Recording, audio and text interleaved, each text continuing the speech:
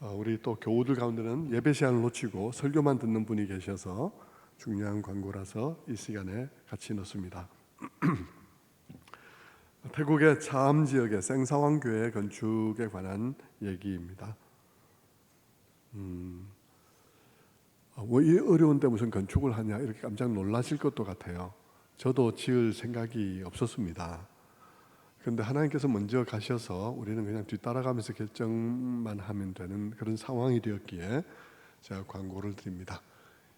저희는 교회에서 당회에서 그 교회를 짓자고 결의한 일도 없고요. 한번 의논할 일도 없었고 그냥 드려진 헌금 500만 원이 있다는 말씀을 제가 2주 전인가 3주 전에 말씀을 드렸죠. 예배 시간에. 그리고 누군가 감사해서 1,000만 원을 드린 헌금이 있는데 어떻게 해야 될지 어떤 용도에 써야 될지 기도 중이라고 말씀을 드렸습니다. 그런데 그 주간에 교회에서는 교회를 짓겠다는 결정도 한 일도 없고 교회 짓자는 말씀을 드린 것도 아니고 하나님 앞에 우리의 헌신은 그냥 감동에 의해서 하는 것이지 강요에 의해서 하는 것이 아니라는 말씀을 드렸을 뿐인데 그 다음 주에 또 누군가가 1,000만 원을 드리고 또 다른 분들이 성금을 드렸습니다.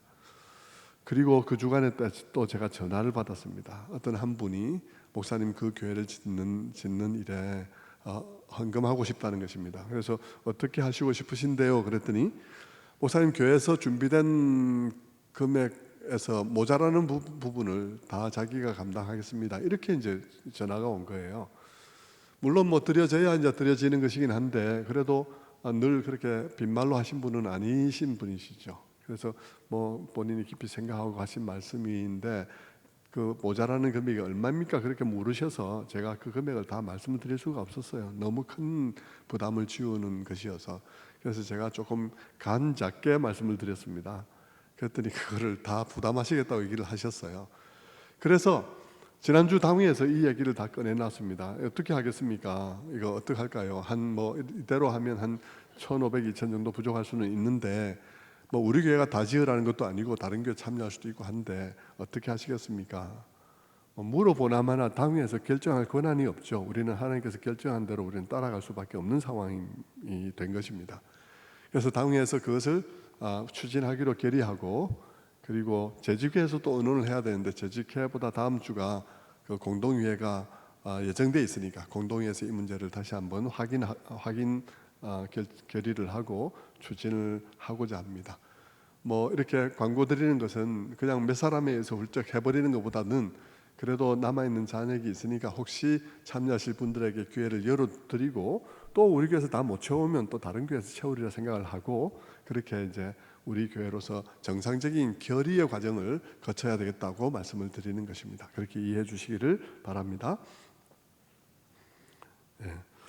오늘 말씀 생각하겠습니다. 지난 주일 우리는 가나의 혼인잔치에서 물로 포도주를 만드신 사건을 우리가 생각해 보았습니다. 잔치 중에 포도주가 떨어져서 흥이 깨어져 버린 그런 상황 자체는 하나님을 등진 인생의 상황을 잘 보여주는 그림입니다. 인생의 비극은 이중적으로 드러났습니다. 하나는 인생이란 그 인생의 기쁨이 인생의 잔치 도중에 언젠가는 끝나게 되어 있다는 것입니다. 인생의 잔치는 중간에 중단되게 되어 있다는 것이죠. 하나님을 떠난 인간에게 주어진 자원이 늘 한계가 있기 때문입니다. 건강에 한계가 있고요, 물질의 한계가 있습니다. 그리고 우리의 관계는 늘 또 어려움을 우리에게 가져오죠. 그래서 건강 아니면 물질이 떨어지고 물질 아니면 건강이 떨어지거나 아니면 자녀 중에 누군가가 문제를 일으키고 그렇게 하게 되는 것이죠. 그것이 우리 인생의 비극입니다. 우리 인생의 기쁨의 잔치는 언제든지 어느 순간이라도 중단될 수 있다 하는 것입니다. 그리고 또 하나의 인생의 비극은 뭐냐 그러면 그것이 중단될 때까지 우리가 기뻐했던 그 모든 기쁨 또한 질이 떨어지는 저질의 기쁨이다 하는 말씀을 드린 것이죠. 무엇으로 기뻐하는지를 보면 알 수 있습니다. 무엇으로 기뻐합니까? 우리가 기뻐하는 것은 조금 있으면 막 원망스럽고 또 서운하고 그렇게 할 우리의 아들과 딸이 좋은 학교 갔다는 것이죠. 지금 그리고 조금 지나면은 막 그게 또 서운해가지고 아들 딸의 말이 서운해가지고 막 그렇게 또 아파하기도 하고 그런 것이죠. 조금 있으면 퇴직할 것인데 지금 몇 년 전에 1년 먼저 진급했다고 그걸 기뻐하는 것이죠. 그런 종류의 기쁨을 가지고 기뻐하는 것이 인생의 기쁨이라는 것입니다. 성경은 그렇게 우리에게 보여주는 것이죠. 성경은 우리 인생에게, 하나님을 떠난 인생에게 어떤 기쁨이 없다는 말을 하고 있지 않습니다. 성경은 하나님을 떠난 인생에게도 기쁨이 있는데, 그러나 그 기쁨이라는 것이 언제라도 끝이 날 수밖에 없는 그런 기쁨이요, 그 기쁨의 질 또한 고급의 기쁨이 아니라는 것입니다. 그렇다면 그런 장면 속에 등장하는 예수님은 어떤 분이신가? 그분은 왜 오셨냐 하는 것입니다. 그분은 우리 인생, 이런 운명 속에, 이런 상황 속에 처해 있는 우리 인생을 찾아오셔서 그 우리의 인생을 새로운 기쁨의 잔치로 변모하게 하시기 위해서 오셨다는 것입니다.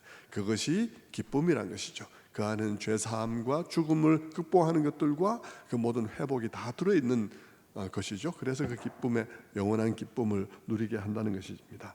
그것이 어떻게 이루어지는가라고 묻는다면, 그 잔치집에 물로 그 결례를 행하던 그 돌 항아리 안에 담겼던 그 물을 포도주로 바꾼 것과 같이,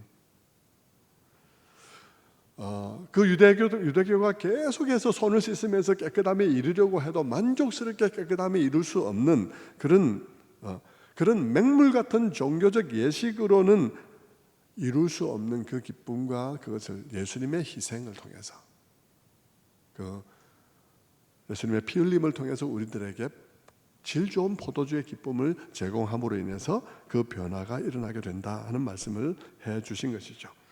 여기서 텅 빈 돌 항아리는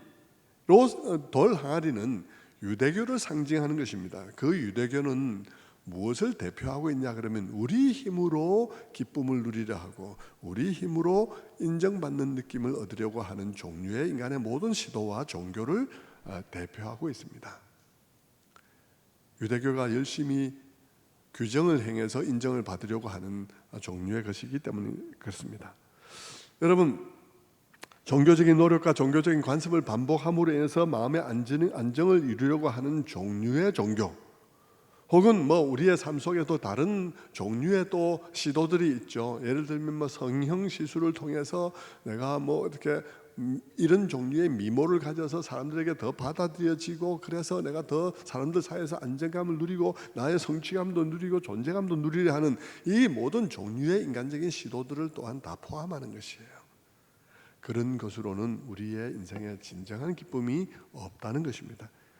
예수 그리스도께서는 그런 종류의 것이 아니라 예수 그리스도의 피 흘림을 통해서 우리의 죄를 용서하시고 하나님과의 관계를 회복시키고 하나님의 자녀가 되게 함을 통해서 우리의 어떤 조건에 의해서 우리가 받아들여지고 우리가 이렇게 했기 때문에 무엇이 되는 그런 종류의 것이 아니라, 있는 그대로 우리 자신이 하나님께 받아들여졌고, 어떤 경우가 있다 하더라도 하늘이 두 쪽이 난다 하더라도 하나님께서 우리를 자녀로 여기시고 우리를 사랑하시고 우리의 존재를 인정하신다는 사실 속에서 누리는 기쁨과 안전감, 그것 속에서 우리의 흔들리지 않는 기쁨을 누리도록 하나님께서 하셨다.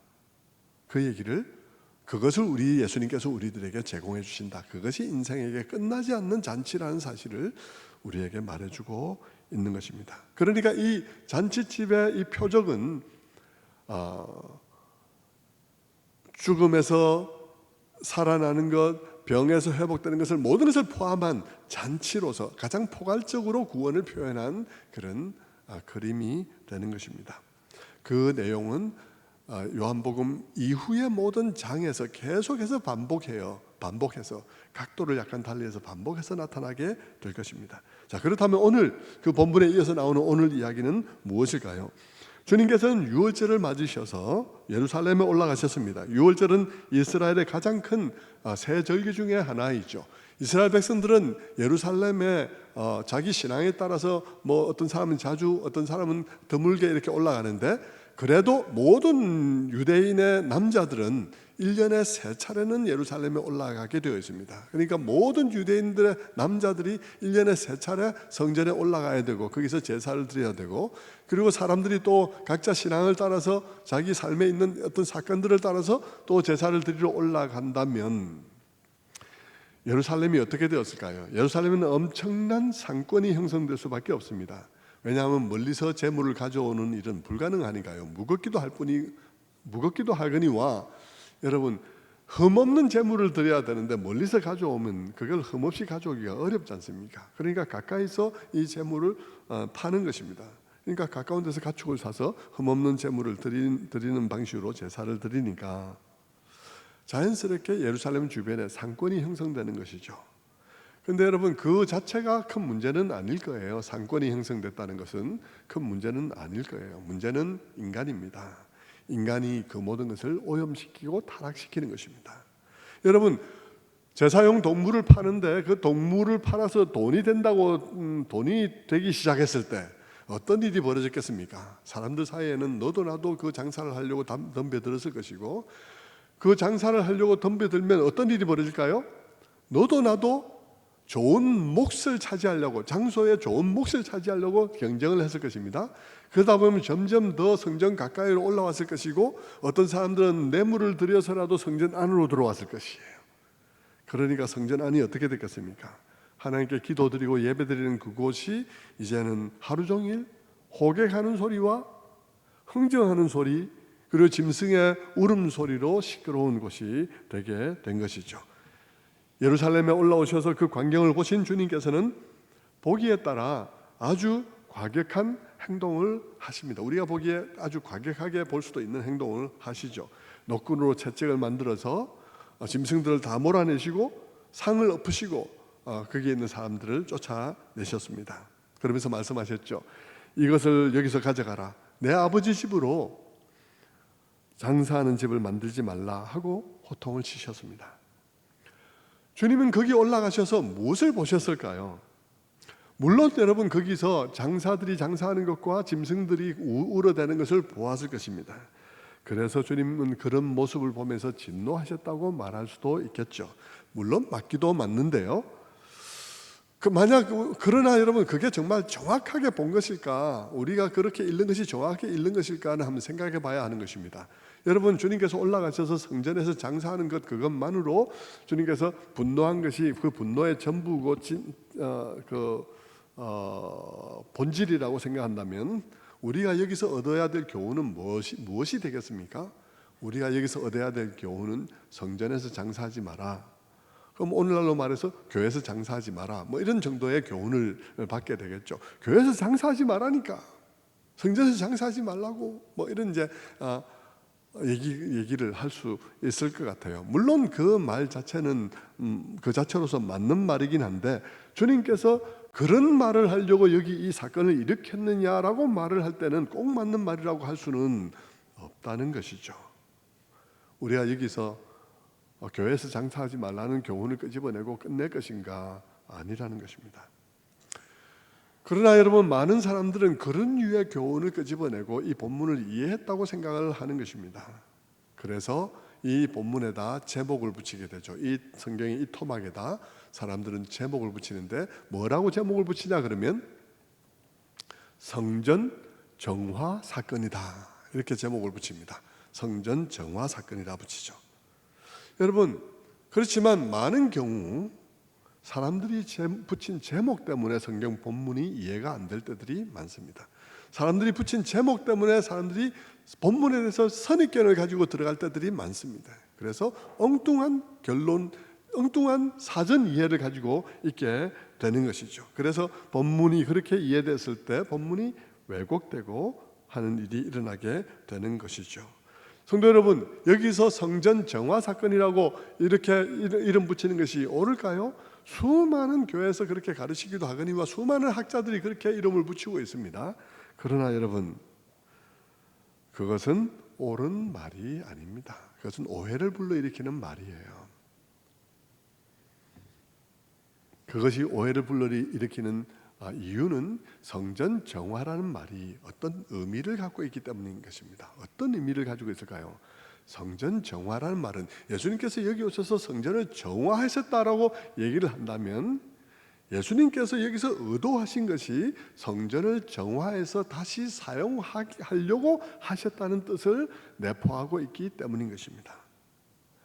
예수님께서 예루살렘에 오셔서 이 성전이 더럽혀진 모습을 보고 이 성전을 깨끗게 해서 성전을 계속해서 사용하려고 하셨는가? 예수님은 예루살렘에 오셔서 그렇게 함으로써 이 유대교의 방식이 계속되어지고 그래서 유대교 안에서 이루어지는 모든 제사 제도가 계속되어질 것을 의도하셨는가? 그렇게 생각하면 전혀 아니라는 사실을 알게 되죠. 주님은 성전을 정화시키려고 한 게 아니죠. 여러분, 주님께서 성전을 정화시키려고 했습니까? 그러면 십자가는 왜 지셨는데요? 이 성전이 계속되어지고 여기서 제사를 계속하게 하려면 십자가는 왜 지셨나요? 성전을 정화하려고 하다가 안 되니까 십자가를 지셨나요? 아니죠. 그렇게 이해할 수가 없는 거예요. 예수님께서는 예루살렘에 오셨을 때 처음부터, 예수님께서 이 땅에 오셨을 때 처음부터 예수님께서는 이제 성전의 기능이 다 했다, 성전의 역할이 다 했다, 성전의 수명이 다한 것을 예수님께서는 알고 계셨어요. 그래서 예수님께서 이 땅에 오신 것은 성전을 정화해서 성전을 다시 사용하려고 지금 오신 것이 아니라 예수님께서는 성전과 거기서 행해지는 제사를 종식시키려고 오신 것이에요. 그런 점에서 오늘 본문 속에서 예수님의 행동은 성전이 시장 바닥이 된 데 대한 단순한 분노가 아닙니다. 그것을 정화시키기 위한 단순한 행동이 아니에요. 주님이 이 성전 속에서 하신 행동은 예수님이 누구신지 무엇을 하시려고 하시는지를 드러내고자 하시는 선지자적인 행동이에요. 선지자적인 행동, prophetic performance, 선지자적인 행동이에요. 구약에도 선지자들이 보면요, 말로 예언을 한 것도 있지만 때로는 허리에 띠를 띠기도 하고 때로는 모로 누워 있기도 하고 많은 선지자적인 행동을 통해서 앞으로 무슨 일이 일어날지 머리카락을 뽑기도 하고 하는 여러 가지 행동을 통해서 앞으로 무슨 일이 일어날지를 퍼포먼스로 보여주었어요. 예수님께서 또 그와 같은 이제 하나님께서 자기를 통해서 하실 일들에 대한 것들을 지금 퍼포먼스를 해 보이신 것입니다. 행위를 통해서 보여주신 거예요. 주님이 예루살렘에 오셔서 느끼신 것은 단순히 장사꾼들이 시장바닥으로 만들어 놓은 성전을 보면서 그 이스라엘 백성들이 저지른 죄를 단순히 본 것은 아니에요. 물론 그 죄도 보았죠. 그러나 여러분, 그것 때문에 분개하신 게 아니에요. 예수님께서 이전에도 성전에 올라왔는데 오늘 갑자기 오셔서 그걸 처음 발견하고 갑자기 화가 난 게 아니에요. 예수님이 이전에도 올라왔잖아요. 오늘 그렇게 하셨다고요. 오늘 갑자기 화가 나셨나요? 아닙니다. 그렇게 우리는 볼 수가 없는 거예요. 예수님께서 성전에 오셔서 보신 슬픔과 분노는 거기서 이스라엘 백성들이 예루살렘을 더럽힌 것만을 본 것이 아니라 모든 인간에게 주어진 모든 것을 타락시키는 인간의 죄를 보았습니다. 인간에게 무엇이 주어지든지 간에, 어떤 거룩한 제도가 주어지든지 간에, 어떤 거룩한 건물이 주어지든지 간에 그 모두를 다 타락시키고 모든 것을 더럽혀버릴 수 있는 인간의 죄의 막강한 것을 예수님께서 보신 것이죠. 모든 것을 타락시키고 모든 것을 부패시키는 인간의 죄의 막강한 측면을 보신 것입니다.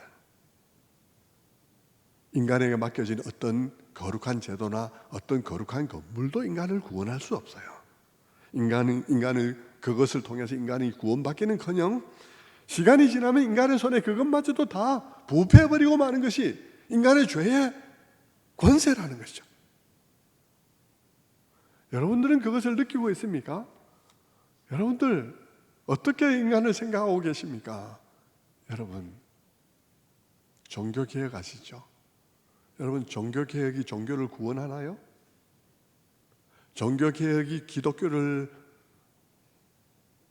새롭게 하는 것입니까? 물론 여러분 처음에 잠깐은 새롭게 할 것입니다.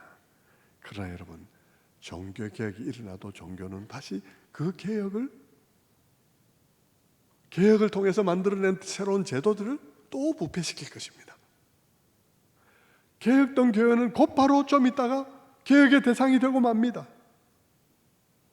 교회가 부패하지 않기 위해서 어떤 일이 일어나면 깜짝 놀라서 그것을 방지할 수 있는 제도를 만들지만, 때로는 그것을 방지하기 위해서 교단을 나누기도 하고, 우리는 그렇게 못한다고 교단을 쪼개어도, 여러분 개혁한다고 쪼개서 이름을 개혁이라 붙인 그 교단도 부패합니다.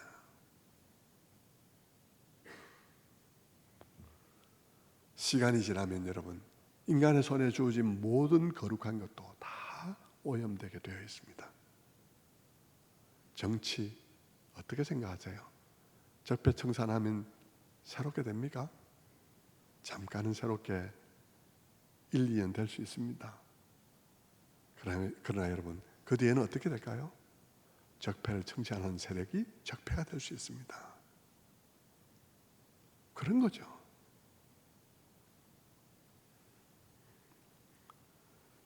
개혁을 하지 않자는 얘기가 아니고요, 쇄신을 하지 않자는 얘기가 아니라 우리가 무엇을 그 속에서 기대하면 무엇이 한계인지를 어떻게 생각하고 있냐는 것입니다.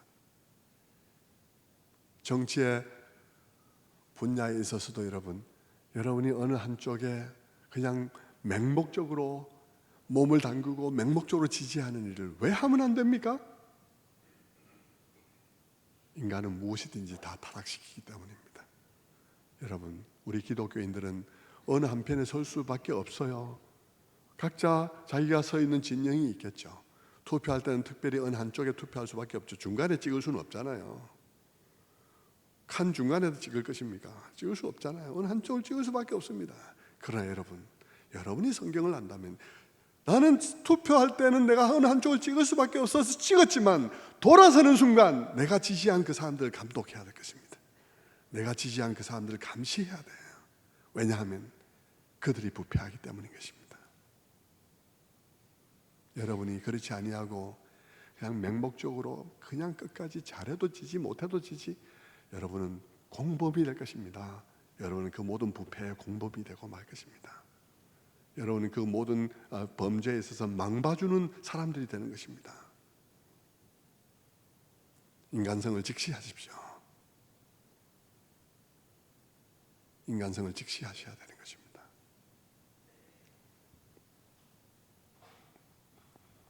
어느 부분에 대해서나 마찬가지인 것입니다. 끝없이 개혁해야 되지만 개혁된 교회가 또 부패합니다. 주님이 예루살렘에 오셔서 보신 것은 그것이에요. 인간의 죄요, 실패입니다. 무엇으로도 구원할 수 없는 인간의 상태죠. 아무리 거룩한 제도를 마련해 주어도 부패할 수밖에 없는 인간의 죄의 권능을 거기서 보신 것입니다.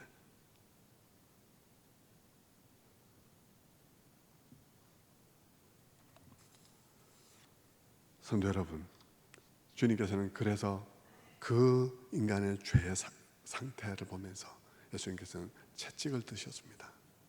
그리고는 그들을 몰아내었습니다. 성도 여러분, 생각해 보세요. 예수님께서 채찍을 들고는 그들을 몰아냈다 그랬는데, 이게 퍼포먼스인 것이 그냥 선지자적인 그런 행위에 불과한 것이요, 예수님의 채찍이요, 로마 병정의 채찍 같은 채찍을 들었다는 말이 아니에요. 로마 병정처럼 가죽으로 되어 있고 끝에 무슨 뼈 조각이나 쇠 조각이 붙어서 막 휘두르면 휙 하면서 가서 감기고 살을 뜯어내는 이런 채찍을 휘둘렀다는 게 아니에요. 예수님이 채찍을 휘둘렀다는 것은 본문에 뭐라 기록되어 있습니까? 노끈을 집어들고 휘두른 것을 말하는 것입니다. 노끈, 여러분, 노끈. 아무리 세게 쳐도 한참 뒤에 돌아오는 노끈 말입니다. 그런 걸 가지고 휘둘렀는데 사람들이 왜 쫓겨나갔나? 예수님의 기세에 눌린 거죠. 그 권위에 눌려서 사람들이 쫓겨나간 것이죠. 예수님이 노끈을 가지고 채찍처럼 휘두른 것은 퍼포먼스예요. 뭘 보여주려고 한 것이냐는 것입니다. 그 선지자적인 행동을 통해서 무엇을 보여주려고 하신 것입니까? 그것은 성전의 제사가 중단되는 것입니다. 성전에서 제물의 거래와 이 모든 것들을 중단시키고 마비시킨 거예요. 그것은 곧 주님이 하실 일들을 드러내기 위한 행동이었습니다. 그것은 화가 나서 격분해가지고 갑자기 눈이 뒤집힌 것처럼 막 격분해가지고 한 행동이 아니라 잘 계산된 행동, 잘 계산되어서 무언가 메시지를 전하기 위한 행동이었죠. 사람들은 그 예수님의 그 행동에 분개해서 와서 따집니다. 그 따지는 것은 어떤 결과를 가져올까요? 예수님께서 다 계산하신 거예요. 그런 반응을 일으키고 따지면 예수님이 하시고 싶은 말을 할 기회가 만들어지는 것이죠. 그들이 와서 말합니다. 무슨 권세로 그렇게 하는 거냐? 표적을 우리에게 보여봐라. 그들이 표적을 보여라 그러고 무슨 권세로 그러냐고 말할 때에는 그들이 예수님의 권위에 찬 그런 행동을 보면서 마치 메시아처럼 하는 그런 행동을 보면서 그들이 생각되는 게 있기 때문입니다. 그것이 뭐냐 그러면 말라기 3장 1절부터 있는 말씀이죠. 말라기 3장 1절을 보면 이렇게 기록되어져 있습니다. 만군의 여호와가 이르노니 보라 너희가 구하는 바 주가 갑자기 그의 성전에 임하시리니 곧 너희가 사모하는 바 언약의 사자가 임하실 것이라. 그가 임하는 날을 누가 능히 당할 것인가 하는 것입니다. 보라 언약의 사자가 성전에 임할 것이다. 그리고 그가 임하는 날에 그의 권세를 누가 당할 수 있을까라고 말할 때 성경을 주야로 묵상하는 그들은 예수님의 행동 속에서 성전에 어느 날 갑자기 성전에 나타나신다고 한 메시아의 권세 같은 느낌을 받은 것이죠. 그래서 예수님께 묻는 것입니다. 당신은 무슨 권세로 그러느냐? 표적을 보여봐라. 모세도 옛날에 우리 조상 이스라엘 백성들을 구원하러 왔을 때 하나님께 보내심을 받았다는 표를 표적으로 나타냈다. 당신도 표적으로 보여봐라 라고 말을 하는 것이죠. 그러면서 따지면서 표적을 요구하는 것입니다. 예수님께서 당황하셨을까요? 아니요. 예수님의 말씀은 아주 정밀하게 계획된 행동이고 계획된 말씀을 하고 있는 것이죠. 예수님의 말씀은 그들이 그런 반응을 일으키는 것입니다. 일으키도록 계산된 것입니다. 그들이 그렇게 물을 때 예수님께서는 하시고 싶은 말을 하는 것입니다. 이 성전을 헐라 내가 사흘 만에 다시 세우리라 라고 말씀하는 것입니다. 여러분 이 성전을 헐라는 이 말씀은 대단히 이중적인 말씀이에요. 예수님 자신은 이 성전을 헐라고 말할 때 예수님 자신의 성전됨에 관해서 말한 것입니다. 그리고 자기 자신을 헐으라고 말하는 것입니다. 예수님께서는 이들이 결국은 자기를 죽일 것을 알고 이 성전을 헐라 그러면 내가 다시 사흘 만에 일으키리라고 말한 것인데 그들은 예수님이 성전이라는 말의 뜻을 알 수가 없으니까 당연히 그들은 이 성전에 대해서 생각했을 것입니다. 이 성전을 헐라 하는 말로 들었겠죠. 이 말을 듣는 이들은 충격을 받았을 것입니다. 하지만 여러분 주님께서는 이 이야기를 통해서 그들이 예수님 자신을 죽일 것이고 그리고 예수님께서는 사흘 만에 다시 살아나셔서 그들의 진정한 성전이 될 것이라는 사실을 내가 성전이다. 이제 여기서는 제사가 끝날 것이다. 여기서 드리는 모든 제사는 끝날 것이다. 그리고 이제는 내가 성전이 될 것이라고 말씀하신 것이에요. 어떤 점에서 예수님이 성전 된다는 말일까요? 크게 두 가지 점에서 예수님이 성전 된다는 말입니다. 첫째는 성전에는 하나님의 영광이 있는 것입니다. 예수님은 하나님의 영광이 충만한 분일 수밖에 없죠. 왜냐하면 예수님 자신이 하나님이시니까. 요한은 요한복음 1장 14절에서 말씀했습니다. 말씀이 육신이 되어 우리 가운데 거하심에 우리가 보니 아버지의 독생자의 영광이요 은혜와 진리가 충만하더라 그랬습니다. 요한은 이미 1장에서 예수님이 이 땅에 오셔서 마치 이스라엘 백성들 가운데 천막을 치신 그 성막처럼 우리 가운데 오셔서 우리 가운데 거하신 하나님이라는 말을 했을 때 이미 예수님은 성전인 것이죠. 그분 안에 하나님이 충만하게 거하시는 계신 것입니다. 뿐만 아니라 그 성막은 그 예수님은 어떤 점에서 성전이 되냐 그러면 예수님 자신 안에서 진정한 속죄의 제사가 이루어지고 예수님 자신 안에서 진정한 용서가 이루어지죠. 그리고 그 예수님 안에서 우리가 하나님 앞에 기도하고 하나님 앞에 예배로 나아가며 하나님을 만나게 되죠. 마치 그 성전 속에 나아가서 사람들이 하나님께 나아가고 용서받으며 새로운 생명을 얻으며 하나님을 만나는 일들을 한 것과 같이 말입니다.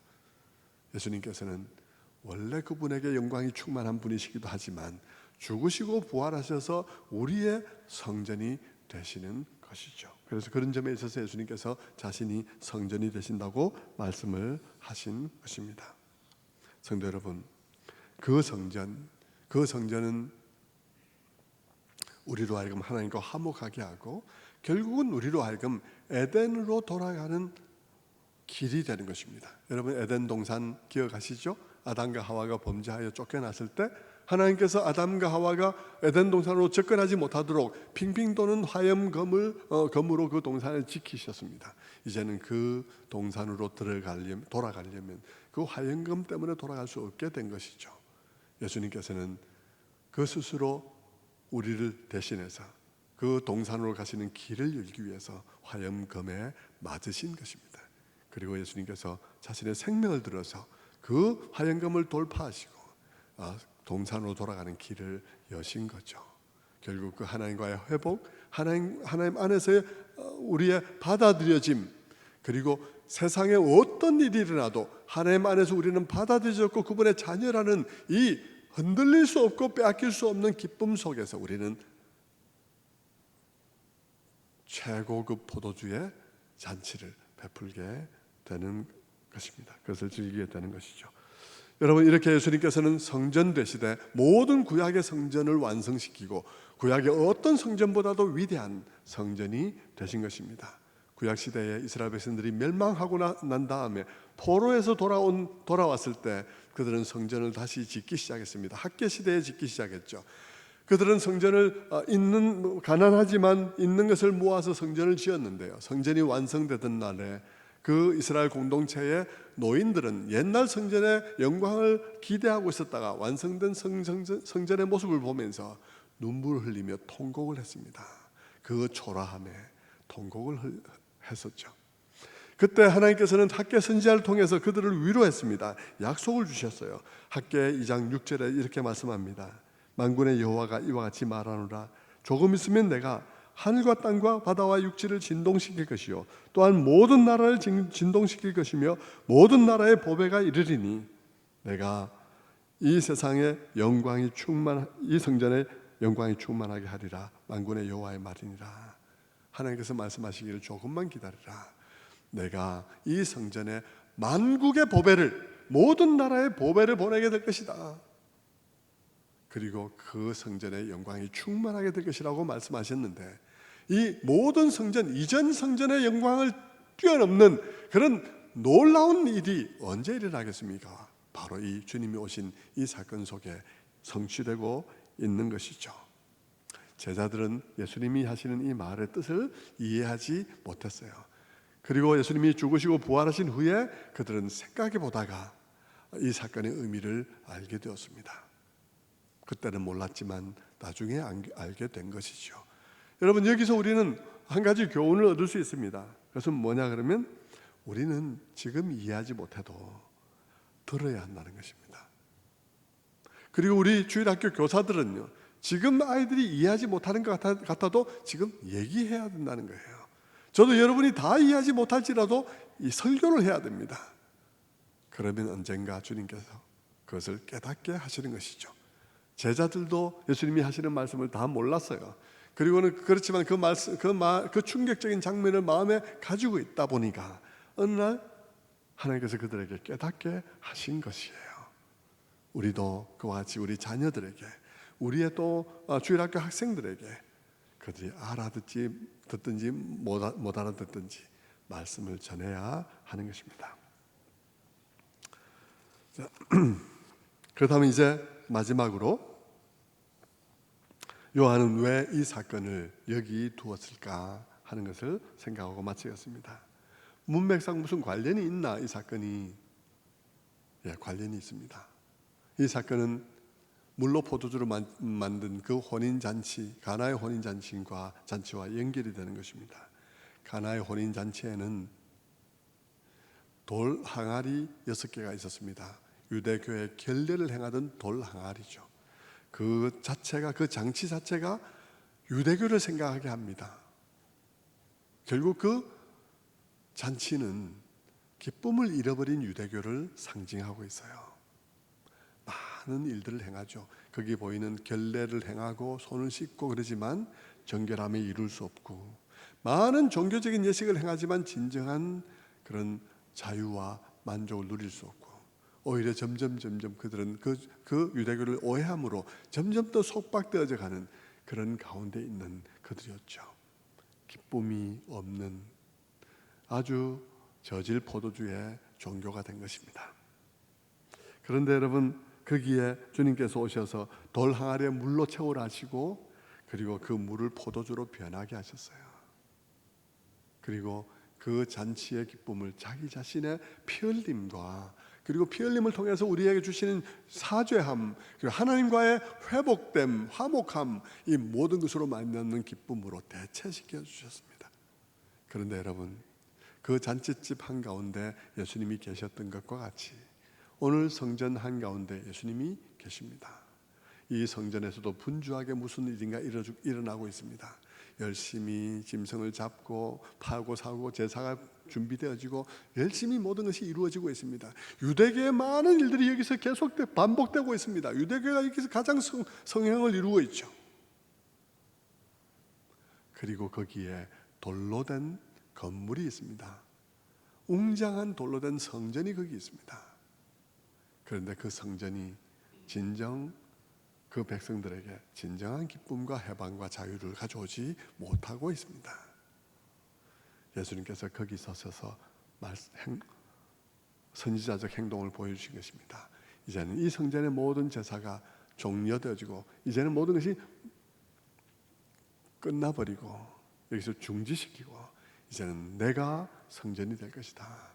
내가 내 육신을 깨뜨림으로 이 성전을 헐라. 내가 사흘 만에 내가 다시 세우리라. 자기 자신이 깨뜨려짐을 통해서 다시 부활하셔서 우리의 진정한 성전이 된다는 말씀을 우리들에게 해주고 계신 것입니다. 성도 여러분,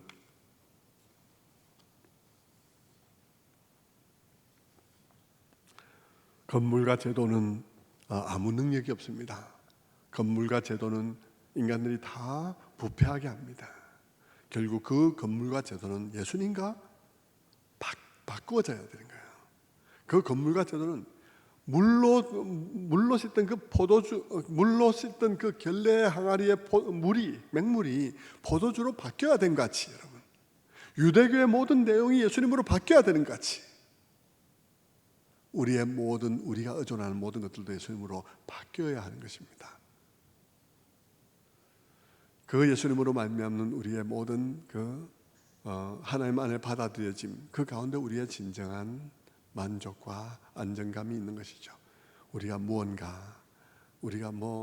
갖춰야 되는 것 아니고요, 학벌을 갖춰야 되는 것 아니고, 어떤 미모를 갖춰야 되는 것 아니고요, 우리가 미모 때문에 성형수술을 해야 되는 것 아니고요, 하나님께서 우리를 있는 그대로 받아들여 주심 가운데 우리의 진정한 만족과 기쁨, 빼앗길 수 없는 만족과 기쁨이 있는 것이죠.